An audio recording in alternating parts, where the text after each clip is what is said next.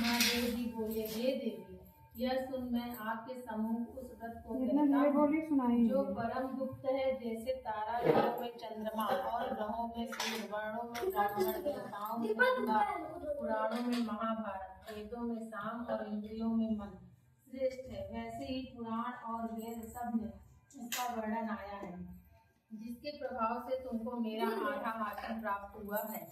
हे प्रिय, उसी का मैं तुमसे वर्णन करता हूँ। सुनो, भाद्रपद मास के शुक्ल पक्ष की हस्त नक्षत्र संयुक्त तृतीया के दिन इस व्रत का अनुष्ठान करने से सब पापों का नाश हो जाता है।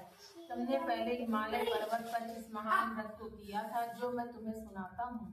पार्वती जी बोली, हे प्रभु, इस व्रत को मैंने किस लिए किया था, यह मुझे सुनने की इच्छा है, सो कृपा करके कहिए। शंकर जी बोले, आर्य व्रत में हिमालय नामक एक महान पर्वत, जहाँ अनेक प्रकार की भूमि अनेक प्रकार के वृक्षों से सुशोभित है, जो सदैव बर्फ से ढके हुए तथा गंगा के कल कल ध्वनि से शब्दमान रहता है। ये पार्वती जी, तुमने बाल्यकाल में उसी स्थान पर परम व्रत किया और 12 वर्ष तक के महीने में जल में मास में पत्नी में प्रवेश करके तप किया। श्रावण के महीने में बाहर खुले में निवास कर अन्न त्याग कर तप करती रही।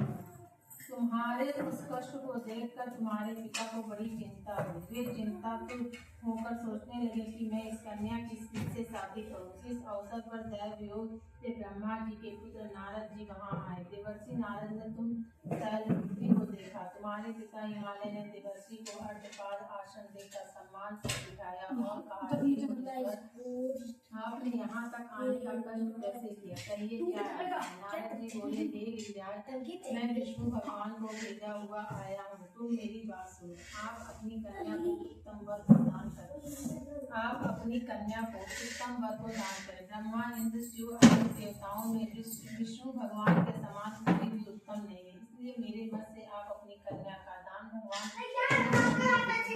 बोले, यदि भगवान वासुदेव स्वयं ही कन्या को ग्रहण करना चाहते हैं और इस कार्य के लिए आपका आगमन हुआ है, तो वह मेरे लिए गौरव की बात है। मैं अवश्य उन्हें दिव्य दूंगा। हिमालय का यह आश्वासन सुनते ही देवर्षि नारद जी आकाश में उसका ध्यान दिए और शंख चक्र गदा एवं पीताम्बरी धारी भगवान विष्णु के पास पहुंचे। नारद जी ने हाथ जोड़कर भगवान विष्णु से कहा, प्रभु, आपका विवाह कार्य निश्चित हो गया है। इधर हिमालय ने पार्वती जी से प्रसन्नता पूर्वक कहा, मैंने तुमको गरुड़ ध्वज भगवान विष्णु को अर्पण कर दिया है। पिता के इन वाक्यों को सुनते ही पार्वती जी अपनी सहेली के घर गई और पृथ्वी पर गिरकर अत्यंत दुखित होकर विलाप करने लगी। उनको विलाप करते हुए देवी, तुम किस कारण से दुख पाती हो, मुझे बताओ, मैं अवश्य तुम्हारी इच्छा पूर्ण करूंगी। पार्वती बोली, हे सखी, सुन, मेरी जो मन की अभिलाषा है सुनाती हूँ। मैं श्री महादेव जी को वरण करना चाहती हूँ। मेरे इस कार्य को पिताजी ने बिगाड़ना चाहे, इसलिए मैं निसंदेह इस शरीर का त्याग करूंगी।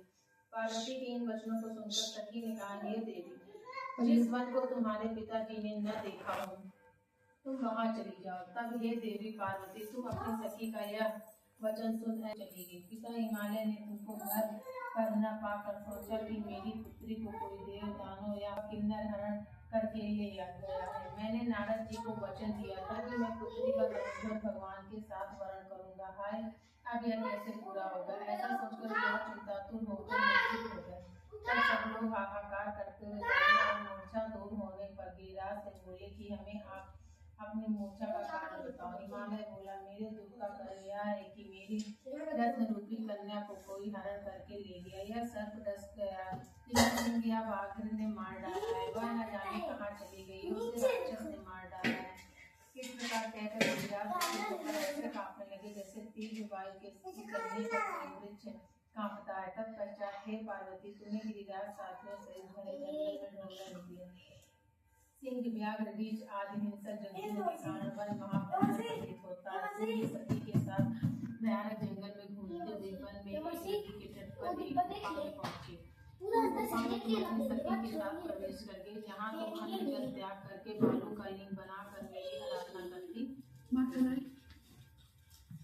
उस समय भाद्रपद मास की हस्त नक्षत्र तृतीया के दिन तुमने मेरा विधि विधान से पूजन किया तथा रात को गीत गायन करते हुए जागरण किया।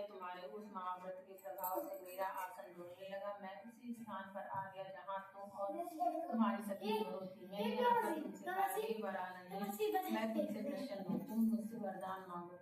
तब तुमने कहा कि हे देव, यदि आप मुझसे प्रसन्न हैं तो आप महादेव ही मेरे वरदान होगा। तथा तो ऐसा कहकर तो चला गया और तुमने प्रभात होते ही मेरी उस बालू की प्रतिमा को नदी में विसर्जित कर दिया। हे सभ्य, तुमने अपने सभी सहित का परायण किया, इतने में तुम्हारे